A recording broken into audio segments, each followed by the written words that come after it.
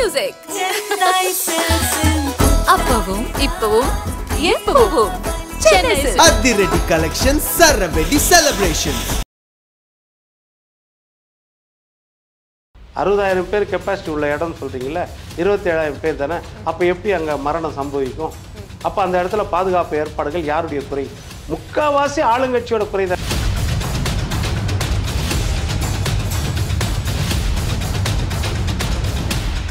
மணிலேருந்து 10 மணி எங்ககிட்ட அனுமதி கேட்டிருந்த டைம்.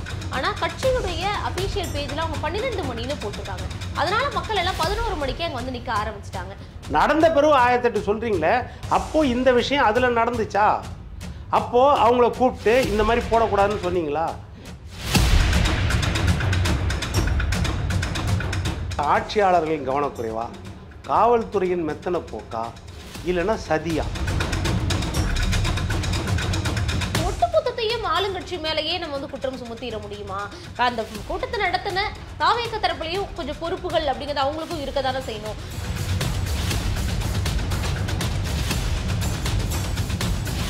கட்டுக்கடங்காத கூட்டம் வந்தால் தவறு கிடையாது, கட்டுப்பாடற்ற கூட்டம் வந்தால் தவறு.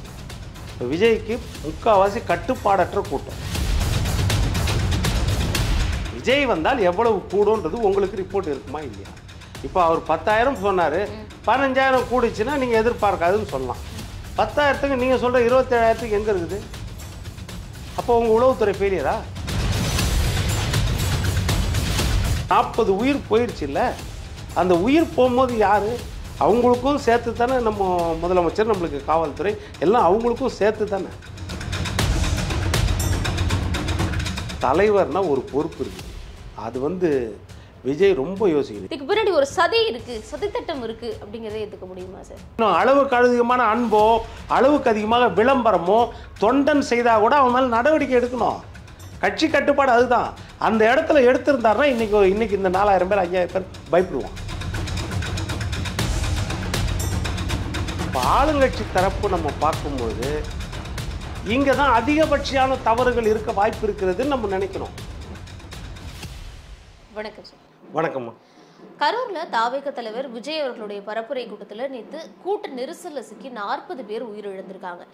தமிழ்நாட்டை தாண்டி இந்தியா முழுக்க மிகப்பெரிய அளவுல அதிர்ச்சியையும் ஏற்படுத்தியிருக்க இந்த சம்பவம், இந்த பேரிழப்பு அப்படிங்கிறது எந்த இடத்துல இழைக்கப்பட்ட தவறு, எங்க திருத்தி இருந்தா இதை தவிர்த்திருக்கலாம்னு நினைக்கிறீங்க? எப்படி பாக்குறீங்க? இல்லை, ஒரு விலை மதிக்க முடியாத உயிர்கள் இழக்கப்பட்டது அது யாராலையுமே அது ஜீரணிக்கவே முடியாது, ஏற்றுக்கவும் முடியாது. ஏன்னா ரொம்ப மோசமான இழப்பு. இது வரைக்கும் அரசியல் வரலாற்றில், அரசியல் கூட்டங்களில் இப்படிப்பட்ட இழப்புகள் உலகத்தில் எங்கேயும் நடந்ததாகவே நம்மளுக்கு அதாவது வரலாறில் எங்கேயுமே கிடையாது. மத கூட்டங்களில் நடந்திருக்கலாம், மத கூட்டங்களில், மற்றபடி அதில் ஒரு நம்பிக்கை சார்ந்த விஷயத்தில் இந்த மாதிரி நடந்திருக்கலாம். இல்லை ஆர்ப்பாட்டங்கள், போராட்டங்கள், அந்த மாதிரி விஷயங்களில் நடந்திருக்கலாம். பட் அரசியல் கூட்டத்தில் இப்படிப்பட்ட ஒரு இழப்பு எந்த காலத்திலும் ஏற்பட்டதில்லை, எதிர்காலத்திலும் ஏற்படக்கூடாது. என்றால் பச்சிளம் குழந்தைகள் கிட்டத்தட்ட 9 பேர் என்னமோ இறந்துருக்காங்க. அதனால் இது ரொம்ப மோசமானது. அது நம்ம இது வார்த்தைகளால் விவரிக்கவும் முடியாது அப்படின்றது தான். இது குறை, யார்கிட்ட குறை இருக்கிறது அப்படின்றதெல்லாம் இப்போத்துக்கு நம்மளுக்கு தெரியாது. அதனால் என்னென்னா, நம்ம ஓரளவுக்கு ஒரு அனுகூலமாக நம்ம யோசிக்கலாம் என்ன விஷயம் இருக்கலாம் அப்படின்னு. ஒரு பக்கம் பார்த்தா இது சினிமாவா, இல்லை அரசியலா, இல்லைன்னா அறியாமையா, இல்லை சுயநலமா, இல்லை ஆட்சியாளர்களின் கவனக்குறைவா, காவல்துறையின் மெத்தன போக்கா, இல்லைன்னா சதியா? இவ்வளவு விஷயங்களும் இதுக்குள்ளே சேர்ந்து இருக்குது. இது எல்லா வகையிலையும் விசாரிக்கப்பட வேண்டியது அப்படின்ட்டு தான். ஏன்னா இப்போது விஜய் அவர்களுடைய கூட்டம்னு போது ஒரு பக்கம் என்ன இருக்கும், ஆளுங்கட்சியோ இல்லைன்னா காவல்துறையோ அனுமதி கொடுக்கலையோ, நிபந்தனை விதிக்கிறாங்களோ அப்படின்றது நீதிமன்றத்திலே வழக்கு போச்சு. இப்போ நீதிமன்றம் என்ன சொல்லிச்சுன்னா, 2 பக்கமும் அறிவுரை கொடுத்துச்சு. இப்போ காவல்துறைக்கு என்னென்னா, நீங்கள் வழக்கமாக எல்லாருக்கும் விதிக்கிற மாதிரி நிபந்தனைகள் விதிக்கணும் அப்படின்றது கொடுத்துச்சு. இன்னொரு பக்கம் கட்சியின் தலைவர்களுக்கு அறிவுரை கொடுத்துச்சு, நீங்கள் கூட்டத்தை கட்டுப்படுத்தணும், உங்கள் கட்டுக்குள்ளே உங்கள் தொண்டர்களையோ உங்கள் ரசிகர்களையும் நீங்கள் வச்சுக்கணும், மற்றபடி நீங்கள் அந்த நாம்ஸ் எல்லாம் ஃபாலோ பண்ணணும், அதையும் நீங்கள் கடைபிடிக்கணும்னு இவருக்கும் அறிவுரை 2 பக்கமும் சொல்லிச்சு. அப்போது 2 பக்கமும் நம்ம பார்க்கும்போது என்னென்னா, இப்போ ஆளுங்கட்சி தரப்பு நம்ம பார்க்கும்பொழுது இங்கே தான் அதிகபட்சமான தவறுகள் இருக்க வாய்ப்பு இருக்கிறதுன்னு நம்ம நினைக்கணும். ஏனென்றால் அது புது கட்சி உள்ளே வராங்க, அது ரசிகர்கள் இருக்கிறாங்க. கட்டுப்பாடற்ற ரசிகர்கள் இருக்கிறாங்கன்னா ஆமாம் உண்மைதான், கட்டுப்பாடற்ற ரசிகர்கள் இருக்கிறாங்க. அந்த 18 வயசுலேருந்து 25-30 வயசுக்குள்ளே தான் இருக்குது, அது தெரியுது நம்மளுக்கு.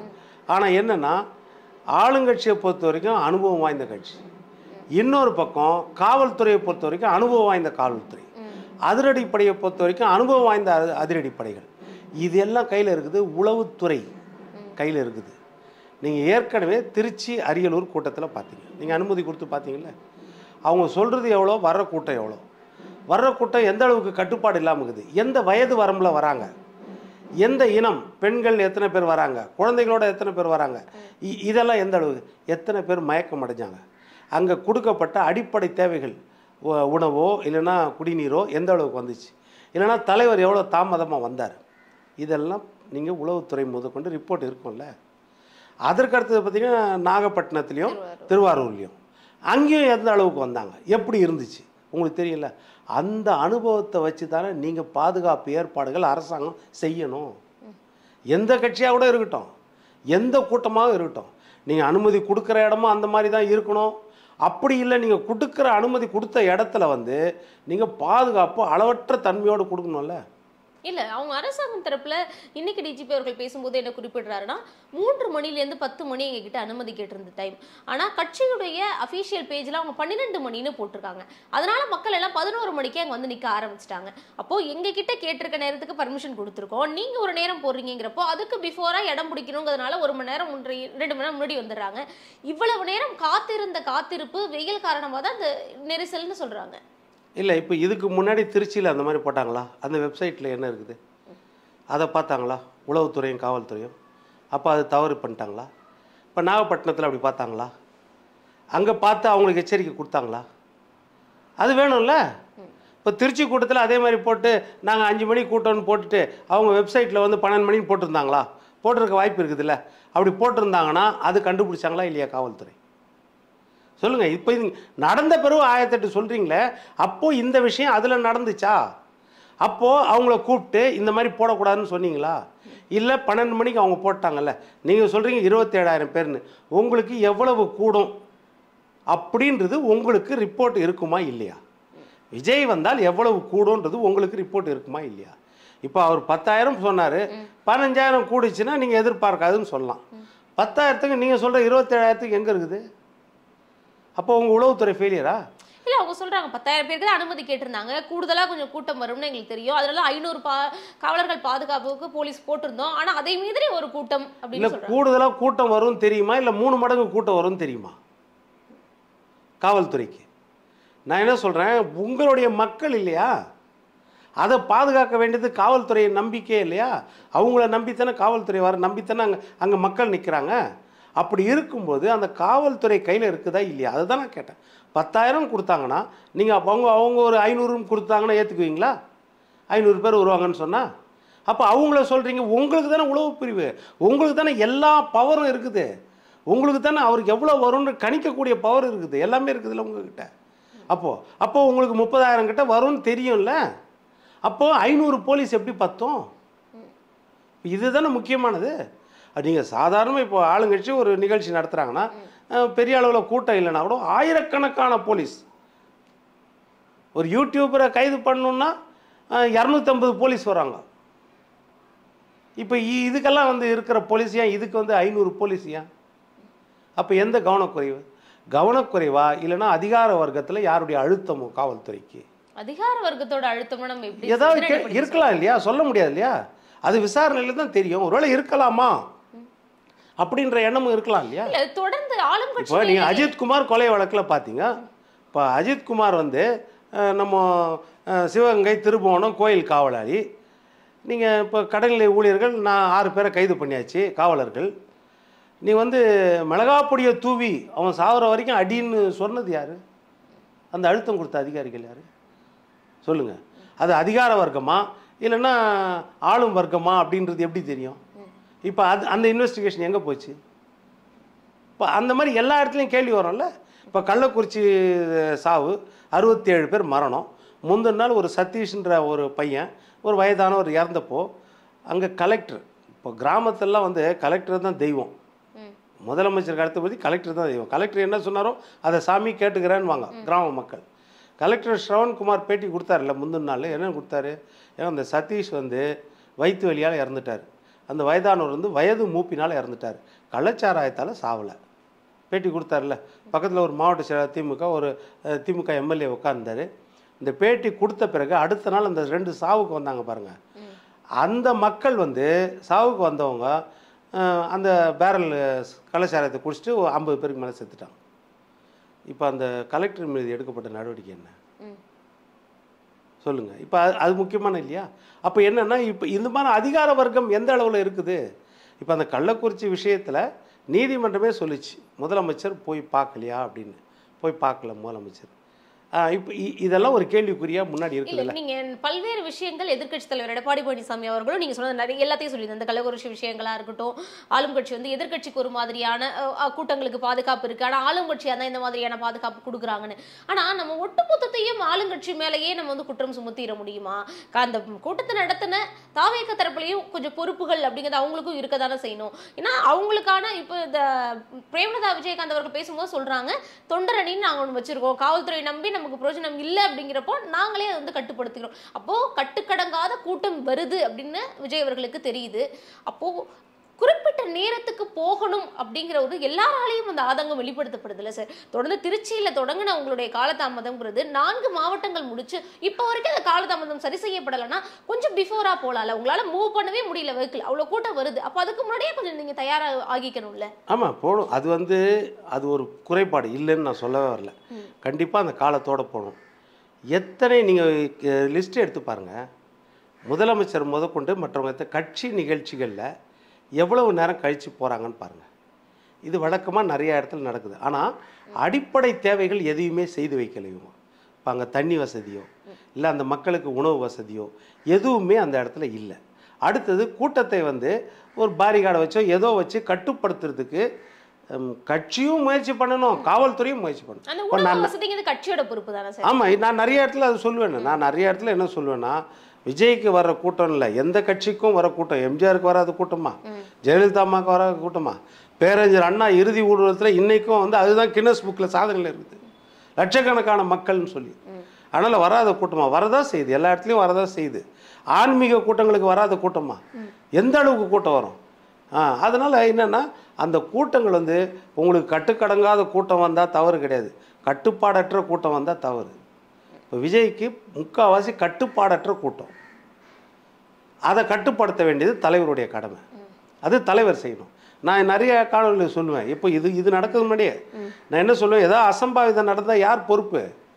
நீங்கள் ஒரு பவுன்சரை வச்சு தூக்கி போட்டிங்கன்னா எல்லாம் முடிஞ்சிச்சா? அந்த தூக்கி போட்டவன் தலை லேண்டிங் ஆயிடுச்சுன்னா என்ன ஆகுறது? அன்றைக்கி இது ஆயிருக்கும். போன கூட்டத்தில் பவுன்சரை வச்சு ஒருத்தனை தூக்கி போட்டாங்கல்ல, அவன் எவ்வளோ ஒல்லியாக இருக்கான், இந்த பவுன்சர் எப்படி இருக்கார், அப்படி குப்பையை தூக்கி போடுற மாதிரி தூக்கி போட்டார். அவன் தெரியாமல் அந்த கம்பியை பிடிச்சிட்டான், அதனால் தப்பிச்சுது. ஒரு தலை லேண்ட் ஆயிருந்துச்சுன்னா என்னுயிர் தோழன் பாரதி ராஜா படத்தில் அந்த பாபு கேரக்டர் என்னாச்சு, அந்த கதாநாயகன் ஒரு தலை லேண்ட் ஆனதால் தான் வருஷ கணக்கில் கோமா ஸ்டேஜிலேருந்து கடைசியில் இறந்தே போயிட்டார். அது சீரியஸ் ஆகிருக்கும்ல. அப்போது தலைவருக்கு இதெல்லாம் தெரியணும். தலைவர் இது தலைவருக்கு தெரியணும், அந்த பொறுப்பு அப்படிங்கிறத அவருக்கு வரணும். ஆனால் இது எல்லாம் நடந்ததுக்கு பிறகாக ஒட்டுமொத்தத்தையும் ஆளுங்கட்சி மேலே பவர் கட் பண்ணினாங்க, இது வந்து திட்டமிட்ட சதி, இதுக்கு முன்னாடி வந்து நிறைய அந்த ஆளுங்கட்சியோட சதிகள் இருக்குது, இவங்க இதெல்லாத்தையும் பிளான் பண்ணியிருக்கிறாங்க, எப்படி அத்தனை ஆம்புலன்ஸ் அங்கே அந்த நேரத்துக்கு வந்தது, எப்படி குறிப்பிட்ட நேரத்துக்கு சரியாக வந்து அமைச்சர் அங்கே போனார், இந்த கேள்விகள் எல்லாம் எப்படி சரி ஏற்றுக்கிறது? இல்லை, நான் என்ன சொல்கிறேன், இப்போ கட்சி மேலேயோ கட்சி தலைவர் மேலேயோ கட்சி நிர்வாகிகள் மேலேயோ நம்ம சொல்கிற குறையை விட ஆளுங்கட்சி தான் அதுக்கு முக்கியமான பொறுப்பு, காவல்துறை முக்கியமான பொறுப்பா இல்லையா? இது ரெண்டையும் நீங்கள் ஒரு சேர பார்க்கணும் இல்லையா? அவங்கள நம்ம வந்து குறை பெருசாக சொல்கிறத விட இவங்கள தான் அதிகமாக குறை சொல்லணும். ஏன்னா இவங்க தான் மக்களுடைய பாதுகாப்பு, இது முக்கியமானது. நீங்கள் எத்தனை கூட்டத்தில் அந்த மாதிரி இப்போது அனுமதி கொடுக்குறீங்கன்னா நீங்கள் எல்லாம் பார்த்து தானே அனுமதி கொடுப்பீங்க. இப்போ அந்த இடத்துல என்ன செய்கிறாரு, 23ஆம் தேதி அவங்க லேண்ட் சர்வே வச்சு நாங்கள் சர்வே பண்ணோம், 1,25,000 சதுர அடி காலி இடம் இருக்குது, 60,000 பேர் நிற்க முடியும் அப்படி தானே மனு கொடுத்துருக்காங்க. அது மத்திய அழகன் மாவட்ட தலைவர் கொடுத்துருக்காரு, 60,000 பேர் நிற்க முடியும், எங்களுக்கு 10,000 பேர் வருவாங்கன்னு. வந்து 27,000 பேர் தானே. 60,000 பேர் கெப்பாசிட்டி உள்ள இடம்னு சொல்கிறீங்களே, 27,000 பேர் தானே. அப்போ எப்படி அங்கே மரணம் சம்பவிக்கும்? அப்போ அந்த இடத்துல பாதுகாப்பு ஏற்பாடுகள் யாருடைய குறை? முக்கால்வாசி ஆளுங்கட்சியோட குறை தானே. நீங்கள் கால்வாசி நம்ம வந்து கட்சிக்காரங்க மேலே சொல்லலாம், இல்லைன்னு சொல்லலை. ஆனால் கட்சிக்காரங்களாம் நீங்கள் இன்னொரு குறை சொல்லலாம். இதே அதிமுகவோ இல்லை திமுகவோ இல்லை காங்கிரஸோ இல்லை பிஜேபி, அவங்கள அனுபவம் மிக்கவர்கள், நீங்கள் இந்த குறையை செய்யலாமான்னு சொல்லலாம். இது புது கட்சி. அப்போ யாருடைய ரெஸ்பான்சிபிள் அதிகமாக இருக்கும்? நம்ம காவல்துறையோட ரெஸ்பான்சிபிள் தான் அதிகமாக இருக்கும். இப்போ ஒரு சந்தேகம் என்னென்னா, அது நம்ம உண்மை எந்த அளவுக்குன்னு தெரியாது. இப்போ அவர் ஆளுங்கட்சி அவர் பேச ஆரம்பிக்கும் போதே பேசிகிட்டு இருக்கும்போது திடீர்னு பார்த்தா தாவேக்கா கொடி போட்ட ஆம்புலன்ஸுகள் வருதுன்றாங்க. இப்போ அந்த ஆம்புலன்ஸுகள் எதுக்காக வரப்பட்டது? எதுக்காக அதில் தாவேக்கா கொடி இருந்துச்சு? இது ஒரு பெரிய கேள்விக்குறியாக இருக்கும். இப்போ நீங்கள் வந்து இது கரண்ட் அந்த இடத்துல மின்சாரம் கட் பண்ணப்பட்டது. மின்சாரம் கட் பண்ணுறப்பட அளவுக்கு அந்த டிரான்ஸ்ஃபார்மருக்கு முன்கூட்டியே பாதுகாப்பு கொடுக்கப்பட்டிருக்கணுமா இல்லையா? அதில் ஏறாத அளவுக்கு பாதுகாப்பு அம்சங்கள் அங்கே நிறைவேற்றப்பட்டிருக்கணுமா இல்லை? இது ரெண்டுமே சரி. தாவேக்கா கொடி பொறுத்துற ஆம்புலன்ஸ் ஒருவேளை தாவேக்கா கட்சிக்காரர்களே வந்து முன்னேற்பாடாக முன்னெச்சரிக்கையாக கொண்டு வந்திருந்திருக்கலாம். இன்னொன்று, இந்த ஜென்ரேட்டர் ரூம்குள்ளே போகாதீங்க போகாதீங்கன்னு கத்துறாங்க. நம்ம ஆள் உயரம் 2-3 அவ்வளோ ஹைட்டில் வந்து வச்சிருக்கிறாங்க. அதை உடச்சிட்டு ஜென்ரேட்டர் ரூம்குள்ளே வந்து போகிறாங்க. அப்போது இதெல்லாம் வந்து கட்டுப்பாடுட்டு அவங்க போகும்போது அந்த இடத்துல வந்து ஆளுங்கட்சி பின்னணி இருக்குது, ஆம்புலன்ஸ் அவங்க தான் உள்ளே விட்டாங்க, இது வந்து தாவேக்காவோட ஆம்புலன்ஸே இல்லை அப்படிங்கிறது எப்படி ஏற்றுக்க முடியும்? இல்லை, நம்ம அப்படி சொல்லிடுறே, ஒரு சந்தேகத்தை தான் நம்ம கிளப்புறோம். இது ஏதாவது இந்த மாதிரி இருக்கலாமா? இப்போ நீங்கள் சொல்கிறீங்க டிரான்ஸ்ஃபார்மர் உள்ளே போகக்கூடாது அப்படின்னு சொன்னாங்க, போகிறாங்க, மரத்து மேலே ஏறக்கூடாது சொன்னாங்க, ஏறுறாங்கன்னா இந்த நம்ம நீங்கள் சொல்கிற கரூர் கூட்டத்தில் மட்டும்தானா அது? அதுக்கு முன்னாடி நடக்கலையா? இவர் கூட்டத்தில் விஜய் நிறைய இடத்துல நடந்துச்சுல்ல. அப்போ நீதிமன்றத்தில் நீங்கள் வாதாடினீங்கல்ல, காவல்துறை சார்பாக போய் நீதிமன்றத்தில் அந்த ஆதாரங்கள்லாம் எடுத்து வச்சிங்களாங்க?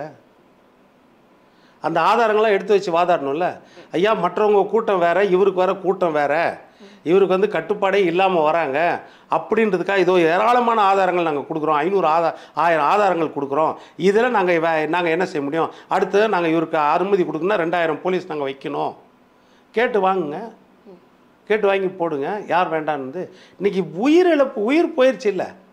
இப்போ நம்ம இதை பேசினுங்கிற 40 உயிர் போயிடுச்சு இல்லை? அந்த உயிர் போகும்போது யார்? அவங்களுக்கும் சேர்த்து தானே நம்ம முதலமைச்சர், நம்மளுக்கு காவல்துறை எல்லாம் அவங்களுக்கும் சேர்த்து தானே. அதனால சார் உடனடியாக எல்லா நடவடிக்கையும் எடுத்தாங்க.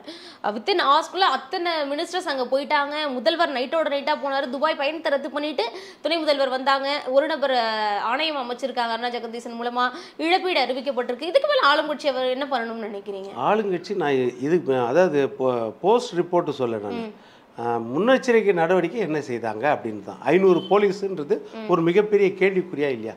விஜய் கூட்டத்துக்கு, அதுவும் விஜய் எப்படி வெறும் சனிக்கிழமை மட்டும் வராரு, அதாவது மற்றவர்கள் மாதிரி தினமும் வந்தால் கூட்டம் வந்து குறைய வாய்ப்பு இருக்கிறது, சனிக்கிழமை மட்டும் வராரு அப்படின்றது, விஜய்க்கு இந்த மாதிரி கட்டுப்பாடற்ற கூட்டம் ரெகுலராக வருதுன்றதும் தெரியுது. இதெல்லாம் தெரிஞ்சு உள்வாங்கி தான் நீங்கள் பர்மிஷன் கொடுக்குறீங்க அந்த ஸ்பாட்டில். அப்போ அந்த இடத்துல நடக்கக்கூடாதுல்ல. இதுதான் முக்கியம். காவல்துறையை பொறுத்த வரைக்கும் அதுதானே யோசிக்கணும்.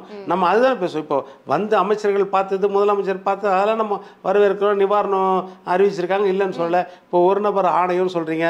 நம்ம டிஎஸ்பி செல்வராஜ் தலைமையில் வந்து விசாரணை ஆரம்பிச்சது. இப்போ அருணா ஜெகதீஷன் இன்றைக்கி கூட விமானத்தில் கிளம்பி போயிட்டார் ஸ்பாட்டுக்குன்னு.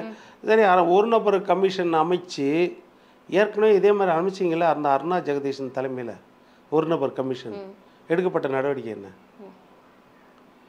சொல்லுங்க? ஒரு விஷயத்துக்கு அருணா ஜெகதீசன் தலைமையில் கமிஷன் எடப்பாடி அமைச்சார். இவங்க எடப்பாடியே அமைச்சார். அமைச்சிட்டு இவங்க தேர்தல் வாக்குறுதியிலே சொல்லியிருந்தாங்க. அதுக்கு இன்றைக்கி வரைக்கும் சைலேஷ்குமார் யாதவுக்கு ப்ரொமோஷன் கொடுத்துட்டாங்க.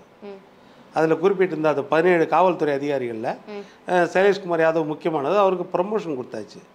அதனால் என்னென்னா, இதோட ஆழம் அகலம் எல்லாமே விசாரிக்கணும். அப்படின்னா எதிர்காலத்தில் இந்த மாதிரி எந்த கட்சி நிகழ்ச்சி நடந்தாலும் சரி, இல்லை எந்த ஒரு ஆன்மீக நிகழ்ச்சி எது நடந்தாலும் இந்த மாதிரி நடந்துடக்கூடாது, ஸ்டாம்பேட் நடந்துடக்கூடாது அப்படின்னா அதுக்கு நீங்கள் வந்து சிபிஐ விசாரணைக்கு விடுறது ரொம்ப நல்லது. சிபிஐ விசாரணைன்னு தான் அவங்க வந்து, ஏன்னா மாநில எல்லையை தாண்டி விசாரிக்கும்போது எந்த அளவுக்கு இது வந்து போயிருக்குது, ஏதாவது எல்லா டைமென்ஷனல் ஆங்கிளில் அவங்க பார்ப்பாங்க. மல்டி டைமென்ஷனல் ஆங்கிளில் தான் விசாரணை நடைபெறும் அப்படின்னு. அப்போது சிபிஐக்கு கொடுத்தா அப்படி நல்லதுன்னு நான் நினைக்கிறேன். ஏனென்றால் இவங்களுக்கு வந்து முன் அனுபவம், அதான் காவல்துறைக்கு நான் அதான் சொல்லுவேன். காவல்துறையை பொறுத்த வரைக்கும் 500 காவலர்கள்ன்றது அந்த இடத்துல ரொம்ப கம்மி. அப்படின்னு நம்மளுக்கு நல்லா தெரியும்.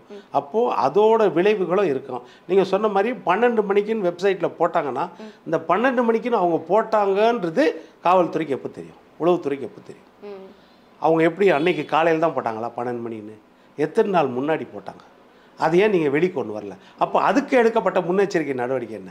இப்போ 12 மணிக்கு அவங்க வெப்சைட்டில் போட்டாங்க, 12 மணிக்கு தலைவர் வராருன்னு, 3 மணிக்கு தான் அனுமதி கேட்டாங்கன்னு சொல்கிறீங்க. இதே மாதிரி தான் அங்கேயும் எது இப்போ 8 மணிக்கோ 8:30 மணிக்கோ தலைவர் வந்துடுவார்னு சொல்லிட்டு, ஆனால் 10 மணிக்கு தான் அனுமதி கேட்டிருந்தாங்க. 10 மணிக்கோ 12 மணிக்கோ வந்து நாமக்கல்லில் கேட்டிருந்தாங்க இதுக்கு முன்னாடி அங்கே நடந்த கூட்டத்தில். அப்போ அதுலேயும் அதே மாதிரி தானே. அப்போ நீங்கள் 12 மணின்னு அவர் போட்டிருக்கான்னு தெரிஞ்சிச்சு, அப்போ கூட்டம் வரப்போகுதுன்னு தெரியும், அதுக்கு எடுக்கப்பட்ட முன்னெச்சரிக்கை நடவடிக்கை என்ன? இதெல்லாம் இருக்குது. இதற்கு மேலே வந்து தலைவர்னால் ஒரு பொறுப்பு இருக்குது. அது வந்து விஜய் ரொம்ப யோசிக்கணும். இன்றைக்கி வந்து அவங்க வந்து பாதிக்கப்பட்டிருக்காங்கனால ரொம்ப காயப்படுத்த முடியாது. ஆனால் வந்து அதை தீர ஆலோசிக்கணும். ஆலோசித்து ரொம்ப அவசரப்படாமல் உணர்ச்சி வசப்படாமல் ரொம்ப யோசித்து சில விஷயங்களை செய்யணும். எதற்கெடுத்தாலும் இந்த ஒரு பிம்பத்தை கட்டமைக்கக்கூடாது. எனக்கு கூட்டம் வரும் அதனாலேயே நான் வந்து செலக்டட் டேட்ஸில் வருவேன்னா கூட்டம் அப்போ மல்டிபிள் ஆகும். கரெக்டாக இல்லையா? அந்த மாதிரி இருக்கக்கூடாது. அந்த மாதிரி இல்லாமல் சாதாரணமாக மக்களை சந்திக்கிற மாதிரி அவர் நாளொரு மேனி பொழுதொருமாக மக்களை சந்திக்க போனார்னா இந்த ஒரு ஒரு மாயை கிரியேட் பண்ணுறாங்க பாருங்கள். அந்த மாயையே கடைசியில் உண்மையாயிடுது. ஒரு பிம்பத்தை கிரியேட் பண்ணி அதை வந்து உண்மையாக்க முயற்சி பண்ணுறாங்களோன்ற மாதிரி ஆயிடுது. அந்த மாதிரி அந்த முயற்சியில் இறங்கவே கூடாது. அவர் டெய்லி ஃபேஸ் பண்ணார்னா இந்த பிரச்சனை இருக்காது. அநியாயமாக நம்ம இன்றைக்கி உயிர்களை இழந்துட்டோம். அது கூட்டு பொறுப்பு எல்லாருக்குமே, அந்த கட்சிக்கும் இருக்குது. அதாவது ஆளுங்கட்சிக்கு அதிகமாக இருக்குது. ஆளுங்கட்சி இது போல் நடக்கிறதுக்கு வந்து சந்தர்ப்பத்தை ஏற்படுத்தி கொடுத்துடக்கூடாது. எதிர்காலத்தில் கொடுக்கக்கூடாதுங்கிறது அனைவருடைய எதிர்பார்ப்பாகவும் இருக்குது. இதெல்லாம் கடந்து இதுக்கு பின்னாடி ஒரு சதி இருக்குது, சதித்திட்டம் இருக்குது அப்படிங்கிறத ஏற்றுக்க முடியுமா சார்? திட்டமிட்ட செயல் அப்படிங்கிறதெல்லாம், அதாவது திட்டமிட்ட செயல்னா இந்த மாதிரி இறப்பு வரைக்கும் திட்டமிட்ட செயல்னு இருக்காது. இப்போ இயற்கையாக நம்ம சொல்லுவோம், இப்போ நிபந்தனைகள்லாம் விதிப்பாங்கல்ல, ஆளுங்கட்சி சார்பாக நிபந்தனைகள் நிறைய விதிப்பாங்க. குறுகலான திருவா கொடுப்பாங்க, கூட்டத்தை வெளியே காமிக்காத திருவா கொடுப்பாங்க. இதெல்லாம் எல்லா அரசியல் கட்சியும் செய்யும், ஆளுங்கட்சியாக வரும்போது செய்யும். எதிர்கட்சிகள் இதை ஃபேஸ் பண்ணும். இது போல் சில மறைமுக சதிகள் இருக்கக்கூடுமா? வாய்ப்பு. இப்போ லோக்கலில் இருப்பாங்க, சில மாவட்ட செயலர்கள் இருப்பாங்க, சில இடத்துல மேலே பர்மிஷன் கொடுத்துட்டாங்கன்னா இந்த லோக்கலில் இருக்கிறவங்க வந்து அந்த ஸ்டேஷன் எஸ்ஐக்கோ ஸ்டேஷன் டிஎஸ்பிக்கோ சொல்லுவாங்க, சார் ரொம்ப கூடாதபடி பார்த்துக்கோங்க, வழியில் வண்டிங்களை மடக்கி விட்ருங்க, இல்லை வேறு ரூட்டு திருப்பி விட்ருங்க. இந்த மாதிரி விஷயம்லாம் நிறைய நடக்கும். இந்த மாதிரி ஏதாவது நடந்து அதன் மூலமாக இந்த உயிரிழப்பு ஏற்பட்டு விட்டுதா அதையும் விசாரிக்கணும். அதை விசாரிக்கும் போது தான் தெரியும். ஏன்னா ஆல்டர்னேட்டிவ் ரூட் இருக்குமா, ஆல்டர்னேட்டிவ் ரூட் இருந்தும் இந்த ரூட்டை வந்து இந்த மாதிரி பயன்படுத்தினாங்களா அப்படின்னு தெரியும். இப்போ ஏற்கனவே எடப்பாடியார் கூட்டத்தில் நம்ம வந்து பார்த்தோம். அதாவது 34வது நாள் பார்த்தீங்கன்னா அவர் சொல்கிறாரு, நான் 34 நாள் ஃபேஸ் பண்ணியிருக்கேன், இந்த மாதிரி எல்லா நாளும் 30 நாள் எனக்கு ஆம்புலன்ஸ் வந்துருக்குது, ஒவ்வொரு முறையும் எனக்கு ஆம்புலன்ஸ் வந்துருக்குது அவர் சொன்னார். அதே மாதிரி ஆம்புலன்ஸ் வந்து நோயாளி கூட்டு போக வந்துச்சு, இல்லைன்னா நோயாளி பிக்கப் பண்ண வந்துச்சுன்னா போன ஆம்புலன்ஸ் எதுவுமே திரும்பி வரல அந்த ரூட்டில். அது மற்றும் மாற்று ரூட்டில் எப்படி போச்சு? இது ஒரு சந்தேகம் ஒரு நேரம் வந்துச்சா இல்லையா இந்த சந்தேகம். அதுபோல் சந்தேகத்தை இழப்ப வேண்டியது நம்ம வேலை. ஏதாவது ஒரு சந்தேகம் இந்த வழியெல்லாம் நடந்திருக்குமா இந்த தவறு? ஏன்னா உயிரிழப்பு, மனித உயிர்கள் இழந்தப்பட்டிருக்குது. அப்போது அதுக்கு நிவாரணம் தேடணும், அதற்கு பரிகாரம் தேடணும். இனிமேல் இது நடக்கக்கூடாதுன்னா எல்லா வழியிலையும் யோசிக்கணும். நம்ம அதில் சதி இருக்கிறதா, இல்லைனா சுயநலம் இருக்கிறதா, இல்லை உள்நோக்கம் இருக்கிறதா, இல்லைனா கெப்பாசிட்டி இல்லாமல் செய்துட்டாங்களா, இல்லைனா உளவுத்துறையின் ஃபெயிலியரா, காவல்துறையின் ஃபெயிலியரா, இல்லைனா கட்சியின் ஃபெயிலியரா, எல்லா விதத்திலையும் வந்து இது ஆராயப்பட வேண்டும். காய்த்தல் ஓத்தல் நிகழ்த்தி இதை ஆராய்ஞ்சாதான் இதோட முடிவு வந்து உண்மையாக தெரிய வரும். ஆனால் இதற்கு மேலே வந்து ஆளுங்கள் நம்ம கட்சிக்கு வந்து தவேகாவுக்கு வந்து கூடுதல் பொறுப்பு இருக்கிறது. வெறும் அரசியல் ரீதியாக மட்டும் எங்களுக்கு பயந்துட்டாங்க, எங்களை அப்படி பண்ணிட்டாங்க இப்படி பண்ணிட்டாங்கன்னு சொல்லாமல் யதார்த்தமாக உங்களுக்கு இருக்கிற தொண்டர்கள் எப்பேற்பட்ட தொண்டர்கள், எந்த வயதுக்குரிய தொண்டர்கள், எந்த அனுபவம் உள்ள தொண்டர்கள். ஒரு நிருபர் பேட்டி எடுத்துகிட்டு போகிறாரு ஆங்கில சேனலு, ஒரு தொண்டை என்ன செய்தான், பக்கத்தில் டான்ஸ் ஆகிட்டு அவர் கழுத்தையும் துண்டை போட்டு அவரை போட்டு இழுக்கிறான். இப்போ இந்த மாதிரி லெவல்லாம் என்ன செய்யணும்னா, நான் ஏற்கனவே பல தடவை சொல்லியிருக்கேன், 4-5 மாவட்ட செயலர் மேலே நடவடிக்கை எடுக்கணும், 4-5 ஒன்றிய செயலாளர் மேலே நடவடிக்கை எடுக்கணும், 4-5 தொண்டர்களை கட்சி விட்டு நீக்கணும், கட்டுப்பாடு இல்லாமல் நடந்தாங்கன்னு செய்யணும். இதை விஜய் அது செய்வார். விஜயகாந்த் செய்தார் கடந்த காலத்தில். கூட்டணி கட்சி கொடி இருக்கும்போது விஜயகாந்த் மேடையிலேருந்தே சொன்னார், உன் கொடியை கீழே இருக்கு, உன் கொடிக்காகலாம் நான் பிரச்சாரம் பண்ண வரல. அப்போ அந்த கண்டிப்பு இருந்துச்சுன்னா அந்த பயம் ஏற்படும், ஒரு பிரம்மம் ஏற்படும் எல்லா பக்கமும். ஆகா நம்ம தலைவர் திட்டுவார், நம்ம நிர்வாகிங்க திட்டுவாங்கன்னு. அந்த கட்டுப்பாடு இல்லாமல் இருந்துச்சுன்னா நாளைக்கு இதே தான் நம்ம நடக்கக்கூடாது அப்படின்றது நம்ம முக்கியம். இந்த விஷயத்துல சதி திட்டம், பல சந்தேகங்கள், கேள்விகள் எழுப்பப்படுது தாவேக தரப்புல. இதை தாண்டி முன்னாள் அமைச்சர் செந்தில் பாலாஜி அவர்கள் மீதும் கேள்வி கணைகள் வைக்கிறாங்க. கரூர்ல இந்த மாதிரியான திட்டமிட்ட செயல்களை இவருடைய பெயர் பின்னாடி அடிபடுறதுங்கிறத எப்படி பாக்குறீங்க சார்? இல்லை, நம்ம பெரிய அளவில் அது ஆதாரம்னு நம்ம சொல்ல முடியாது, ஆதாரம் இருக்குதான்னு. ஒரு கட்சி தலைவரோ இல்லைன்னா ஒரு அமைச்சரோ முன்னாள் அமைச்சரோ இந்த மாதிரி வந்து ஒரு பகுதியில் வந்து ஆளுமை செலுத்தக்கூடிய தலைவர்கள் இருந்தாங்கன்னா அந்த போட்டியாளரை வந்து ஏதாவது ஒரு வகையில் வந்து அவங்களுடைய ஃபேமை வந்து குறைக்கிறதுக்கு முயற்சி செய்வாங்க. அது எல்லா பகுதியிலையும் முயற்சி செய்வாங்க. சில இடத்துல ரொம்ப பவர்ஃபுல்லாக எழுதுகிறவங்க என்ன செய்வாங்கன்னா அடுத்தவங்க உள்ளே என்ட்ரி ஆகக்கூடாதுன்னு பார்ப்பாங்க. இப்போ நம்ம இவர் நேரு கூட கடந்த காலத்தில் சொன்ன இல்லையா, திருச்சிக்குள்ளே வந்து பாருங்கள் அப்படின்னு. அது மாதிரி இது மாதிரி ஏதாவது இருக்கலாம், அப்படி இருந்திருக்கலாம். ஆனால் இந்த இறப்பு அளவுக்கு போவாங்கன்றது சொல்ல முடியாது. சில தடங்கள் வந்து எந்த கட்சிக்கும் பண்ணியிருக்கலாம். அவங்க கடந்த காலத்தில் அதிமுக கூட பண்ணியிருக்கலாம். அந்த மாதிரி அதிமுக மேலேயும் பண்ணியிருக்கலாம். அதை போய் பார்த்துட்டு கூட ஒவ்வொருத்தரையும் இவர் நம்ம எடப்பாடியார் பேசும்போதே சொல்லுவார், என்னை வர முடியாதுன்னு சொன்னியே வந்துட்டோம் பத்தியா, நாங்கள் இங்கே நிற்க முடியாதுன்னு சொன்னியே நின்றுட்டோம் பத்தியா அப்படின்ற மாதிரிலாம் இருக்கும். இது நிறையா தடங்கல்கள் வந்து அது எல்லாருமே செய்யக்கூடியது. ஆனால் இவர் தான் செய்தார்ன்றதுக்கு நம்மளுக்கு பெரிய ஆதாரம் கிடையாது. ஆனால் என்னென்னா நம்ம கடந்த காலத்தை வச்சு நம்ம சும்மா சொல்கிறோம். செந்தில் பாலாஜி அவர்கள் வந்து தேர்தல்னாலும் அவர் ஒரு புது விதமான ஐடியா போடுவார், ஒரு புது விதமான ஃபார்முலா போடுவார். எந்த துறையில் இருந்தாலும் அந்த துறையிலையும் ஒரு புது விதமான ஃபார்முலா போடுவாருன்றதுக்காக அந்த பேர் வருது ஒழிய அதில் பெரிய அளவு நம்மளுக்கு ஆதாரம் இல்லை அந்த மாதிரி சொல்கிறதுக்கு. மற்றபடி கட்சியை பொறுத்த வரைக்கும் விஜய் அவர்கள் ரொம்ப யோசித்து செய்யணும். அளவுக்கு அதிகமான அன்போ அளவுக்கு அதிகமாக விளம்பரமோ தொண்டன் செய்தால் கூட அவன் மேலே நடவடிக்கை எடுக்கணும். கட்சி கட்டுப்பாடு அதுதான். அந்த இடத்துல எடுத்திருந்தாருன்னா இன்னைக்கு இந்த 4000 பேர் 5000 பேர் பயப்படுவான். அந்த கட்சி விட்டு நீக்கிருக்கலாம்ல, ஒழுங்கு நடவடிக்கை 6 மாதத்துக்கு நீக்கி வைக்கலாம்ல. அந்த பவுன்சர்லையும் இனிமேல் நான் உங்களை அலோவ் பண்ண மாட்டேன், உங்களை பிளாக் லிஸ்ட்டில் வைக்கிறேன்னு சொல்லலாம்ல, செய்யலாம்ல. அது செய்தாரா? அதை செய்து அதை விளம்பரப்படுத்தியிருந்தா கட்சி கட்டுப்பாட்டில் இருக்கும். நம்ம சீன் போட்டால் கூட நம்மளை தூக்கிடுவாங்க கட்சி தலைவர் அப்படின்றது ஒவ்வொரு தொண்டனுக்கும் தெரியணும். அவன் அப்பாவி, அவன் வந்து அந்த ஸ்டேஜில் இருக்கிறான், அவனுக்கு அது பெருசாக தெரியாது. தொண்டர்களை தாண்டி ரசிகர்கள் அந்த மாதிரி இருக்காங்கல்ல சார், அவங்கள என்ன பண்ணிடுவாங்க? அந்த ரசிகர்கள் தான் சொல்கிறேன். இப்போ ரசிகர்கள் தான் தலைவர் நம்ம இந்த மாதிரி செய்தால் ரசிக்கிறாரு. நிர்வாகிகள், 2ஆம் கட்ட நிர்வாகிகள் நம்ம மரத்து மேலே ஏறி நின்றா ரசிக்கிறாங்க.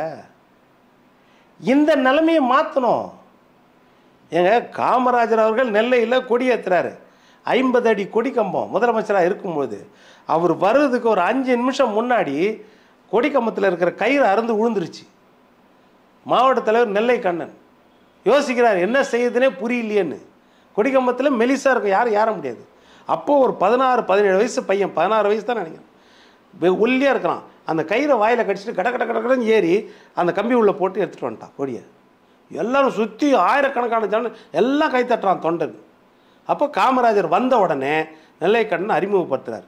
ஐயா, அசிங்கமாயிட்டிருக்கு ஐயா, இந்த பையன்தாயா கொடி கம்பத்தில் கயிறை கடைசி நேரத்தில் கட்டின ஆயிரம் வந்து இங்கே வா தம்பி கிட்ட கூப்பிட்டு பலாருன்னு ஒன்று விட்டார். அறிவு இருக்குதாடா அவனுக்கு, 16 வயசு. அங்கேருந்து விழுந்து செத்தனா யாரா பொறுப்பு? எங்கே கூப்பிடுவோம் மாவட்ட தலைவர் நெல்லைக்கண்ணன் ஓடிட்டார். அவரே சொன்ன வாக்குமூலம் இது. இந்த வேலையெல்லாம் செய்கிற வேலை வச்சு கிடையாது. அந்த மாதிரி தொண்டை எனக்கு தேவையில்லை. இதுதான் கட்டுப்பாடு. அதுதான் அரசாங்கமும் முன்னெச்சரிக்கை நடவடிக்கைகளும் பாதுகாப்பையும் அதிகப்படுத்தி இருக்கணும். கட்சி தலைவராக விஜய் அவர்களும் பொறுப்பும் அவங்களை கட்டுப்படுத்த வேண்டிய ஒரு காலத்தின் சூழல்லையும் அவர் இருக்காரு அப்படின்னு சொல்லியிருக்கீங்க. இவ்வளவு நேரம் நிறைய கேள்விகளுக்கு மிக நேர்த்தியான தெளிவான பதில்களை கொடுத்ததுக்கு நன்றி sir. Subscribe to One India and never miss an update.